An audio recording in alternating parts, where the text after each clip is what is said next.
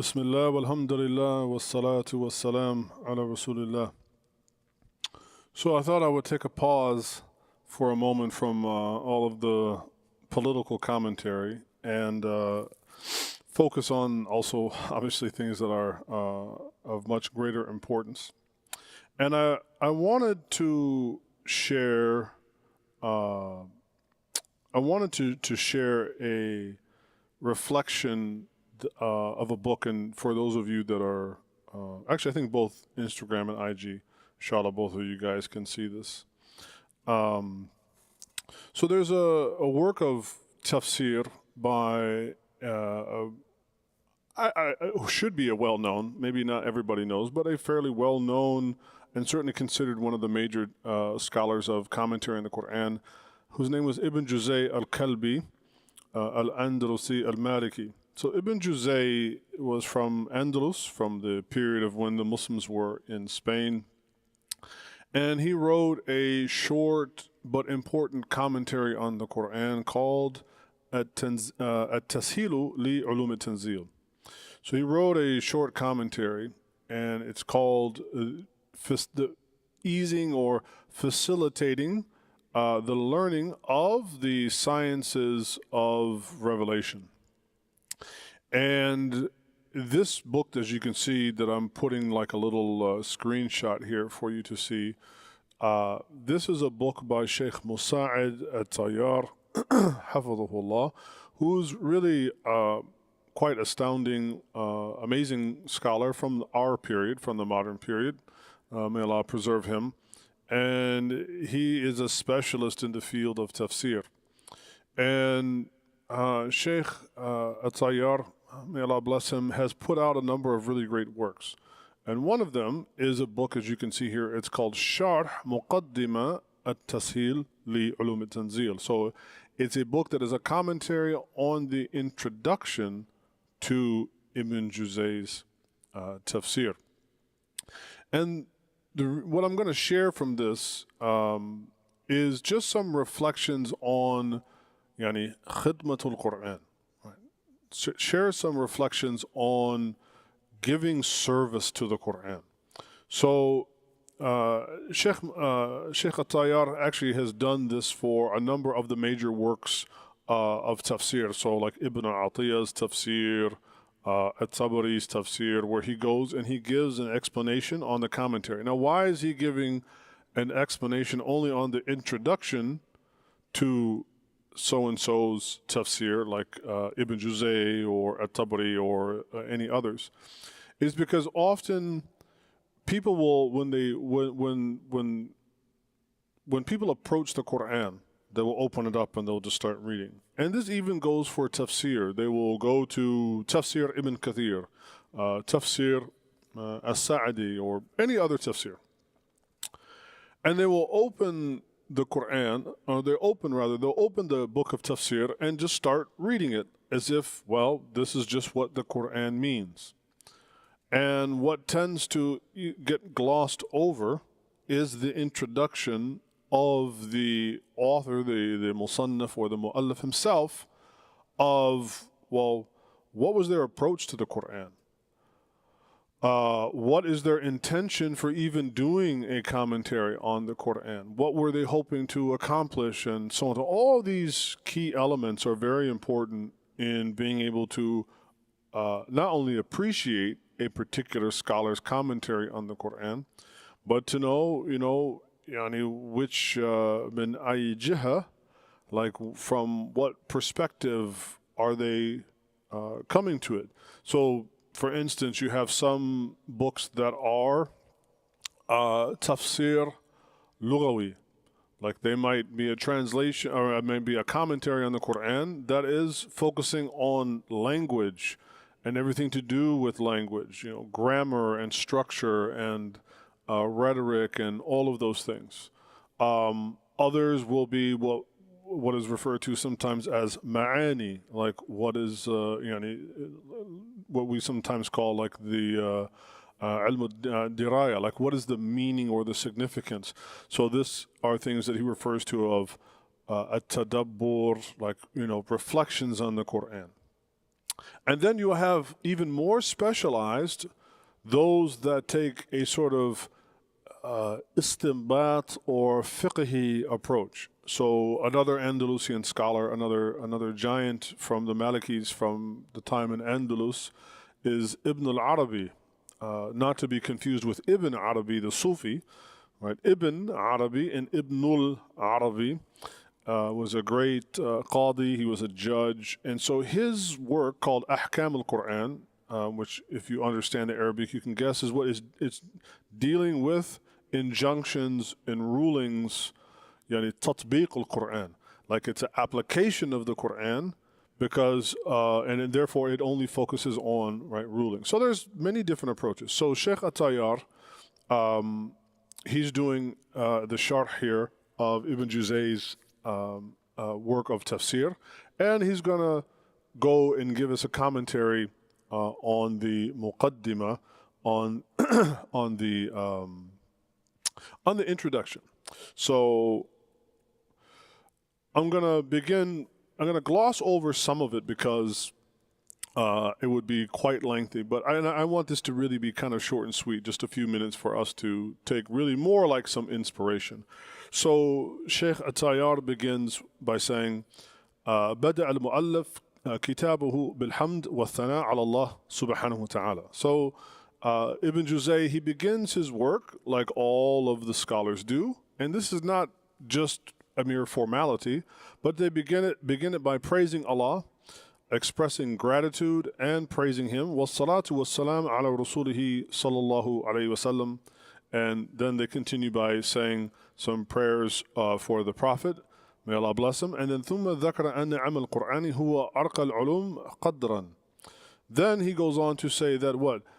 The author mentions that the knowledge pertaining to the Qur'an, he says, هُوَ أَرْقَى الْعُلُومِ قَدْرًا, that it is essentially, it is the most esteemed, arqa, raqiya, you can think of like rafa'a, like high or raised. So it's the most esteemed of all knowledges, the knowledge related to the Qur'an, in terms of its value, qadran, wa ajruha khataran, and it's the most significant and the most weighty of knowledge to study. Wa a'zamuha ajran, and of course it is the greatest in reward for studying the Qur'an.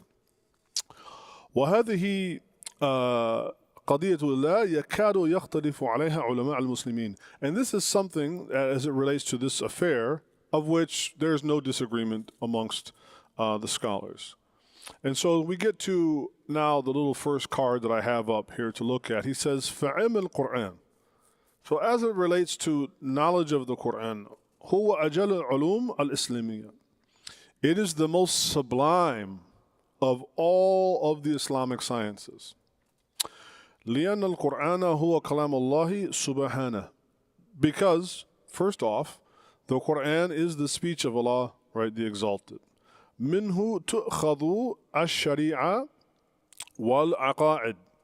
And it is from the Qur'an and derived from the Qur'an is the Sharia, meaning all law and all issues of creed, right? Aqa'id, all issues of creed and all issues of law are derived from it.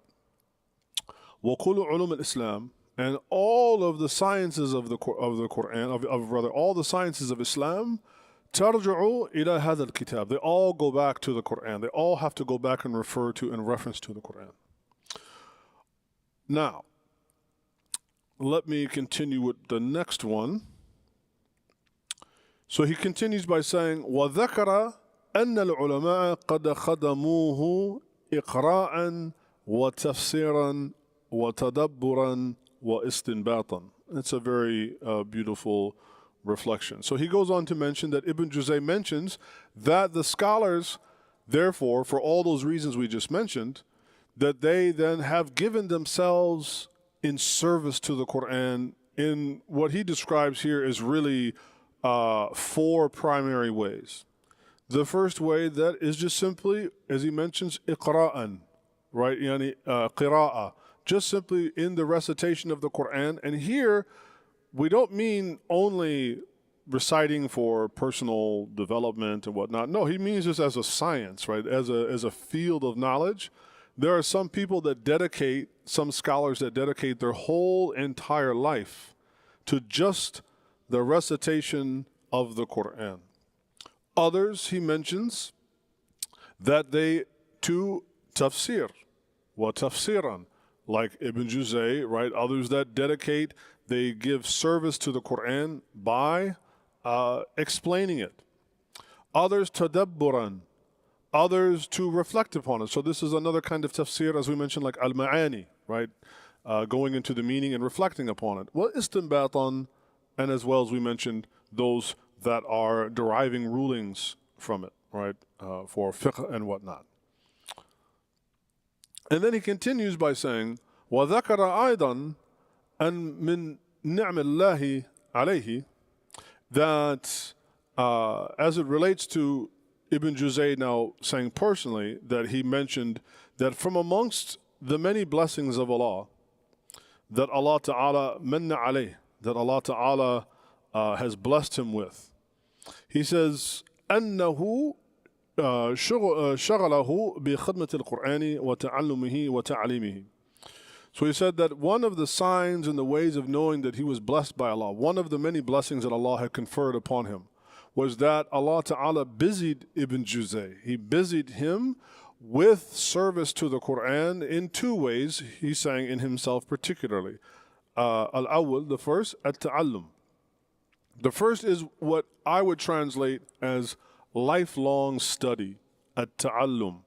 So, you know, a lot of times when we translate from the Arabic to the English, I think we do like a Google Translate. You know, it's not only that it's literal, but I feel like it's just lacking in the spirit, right? So if we think about who's speaking here, right? Shaykh al-Ayyar is commenting upon the writings of Ibn Juzay in his own introduction to his work, and he's talking about how Allah Ta'ala has blessed him. Who is he? He's a scholar of Islam. And so he's saying as a kind of, it gives us an insight into some humility. So he's saying that Allah Ta'ala has blessed him. One of the ways is to that, what he says, شَغَلَهُ بِخِدْمَةِ الْقُرْآنِ, that Allah busied him. So I think for us, you know, maybe the first takeaway here is that, are we busy with the Qur'an? You know, we're busy with many things. We're busy with our lives. We're busy with our spouses, our children. We're busy online debating about politics. You know, we're busy with many, many different things. But are we busy with the Qur'an? So Ibn Juzay says that is one from the numerous blessings, right? من نعم الله عليه أنه شغله بخدمة القرآن تعلمه وتعليمه, that Allah busied him with a lifelong study of the Qur'an. But then the second one was that he also would then teach the Qur'an. And that is important for us as well. Now, it doesn't mean that every single one of us will become an imam or a scholar or a teacher of Islam in some sort of vocational capacity, but we all can be teaching ourselves as well as, you know, our families. And so he says, let me go to the next slide that I have here. He continues by saying, what وَهَذَا نَرَى كَثِيرًا فِي كَلَامِ الْعُلَمَاءِ. And he said, we see this a lot in the writings of the scholars, right? We see this a lot, that they also reflect upon this. He says, وَهُوَ التَّنْبِيهُ عَلَى مَا مَنَّ اللَّهُ عَلَيْهِمْ بِهِ من التفرغ لخدمة كتاب الله بأنواع من الخدمة. And so this illustrates that the way that Allah Ta'ala has blessed so many people, and so we can say this is from the sunnah of Allah. This is one of the sunnah of Allah, is that when He blesses a person, He occupies them, right? تفرغ لخدمة كتاب الله. He occupies them with the Book of Allah. So another thing, because I also want us to maybe help to reframe or to broaden the frame of how we understand the study of the Qur'an and the study of Islam. It's one thing to talk about it as study, but are we also like, does the Qur'an, outside of, you know, attending a lecture here or there, is the Qur'an something that really occupies our thoughts? Does it occupy and consume our imagination. So he's saying that that is one of the ways that Allah Ta'ala had blessed many of the scholars from the past, is that he busied them in this way. And so he allowed them to essentially dedicate themselves to serving the Book of Allah in many different ways. بأنواع من الخدمة. He says, فنجد بعض العلماء قد تفرغ للإقراء فقط. So he gives another example related to recitation. So he said, for instance, there are some scholars, again, not laity, but scholars who, the way that they have been busied, such as that they are so occupied, قد تفرغ للإقراء فقط, that all they do is recite the Qur'an and teach it and study its sciences and so on and so forth. And how does that play out? He says, يُصَحِّحُ لِلطُّلَابِ الْقِرَاءَ. One of them is that, that's like the kind of Imam or scholar that just simply corrects people in their recitations. So if you have like an older sheikh or somebody at your local masjid, and they have like a halaqah or a reading circle for Qur'an, and alhamdulillah, this is khidmatul Qur'an, this is in service of the Qur'an, and this is one of the ways that Allah Ta'ala blesses us. So we should also make use of these, because sitting in those circles then means something, right? If that's one of the ways that Allah Ta'ala has blessed those people, the ulama, to be busy with the Qur'an, and one of the ways they are busy is in the reciting of the Qur'an and teaching it to others to help them correct them in their recitation, and that is a blessing of Allah, then we should be in those circles as well. وَلَا تَكَادُ تَجِدُهُ يُحْسِنُ غَيْرَ هَذَا. And he said, such that that person will hardly ever do anything else other than that. Right? You would be hard pressed to find somebody else. As a matter of fact, they'll be so occupied with that they might not be proficient in anything. So as he notes, he says, فَلَا تَكَادُ تَجِدُهُ يُحْسِنُ غَيْرَ هَذَا. Meaning that it's enough just to be proficient and to try to master those skills of reciting the Qur'an, that might be something that occupies a person. We take reciting the Qur'an so lightly, and we make a lot of mistakes, including myself, right? That we think that recitation of the Qur'an is, it's just reciting the Qur'an, or things like tajweed or whatnot, or studying the different riwayat and whatnot. Well, that's not that significant. No, such that a scholar can occupy themselves, and such that in order for them to be proficient in that, they might not really be able to do a lot of other things. وَهَذِهِ نِعْمَةٌ. And he said that this is a blessing. It's a blessing to be singularly occupied with the thing. فَلَوْ أَرَدْتَ مِنْهُ غَيْرَ هَذَا مَا اسْتَطَاعَ. And he said, and even if you wanted him to do something else other than that, that person wouldn't be able to do it. فَهَذَا عِلْمٌ مِنْ عُلُومِ الْقُرْآنِ. And he said, this is a kind of knowledge from many of the sciences from the Qur'an. قَدْ مَيَّزَ بِهِ سُبْحَانَهُ وَتَعَالَى بَعْضَ النَّاسِ. And that this is one of the ways that Allah distinguishes people. As he says, قَدْ مَيَّزَ بِهِ Allah subhanahu بَعْضَ النَّاسِ.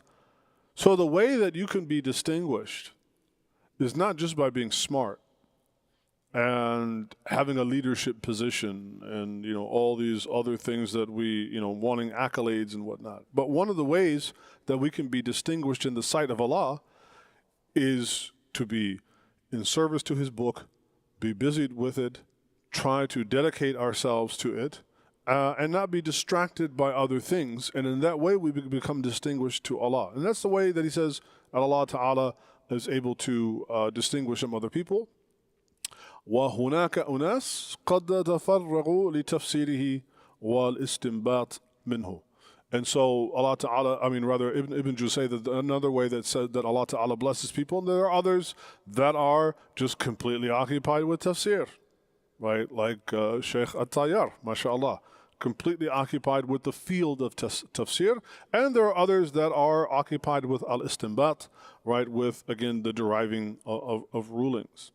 So if this is something, like if just one of these, if just one of these fields, qira'ah, recitation, tafsir, could occupy the giants of this field, then, what does that mean, for us?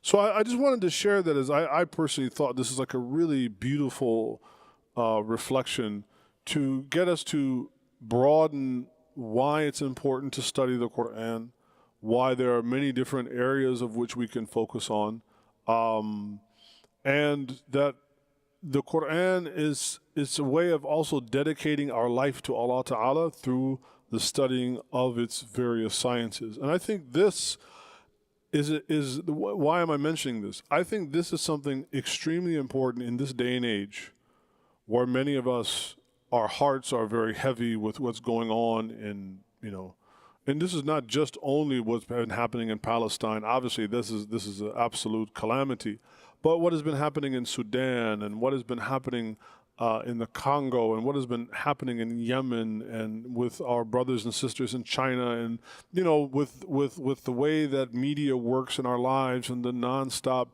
negativity doom cycle.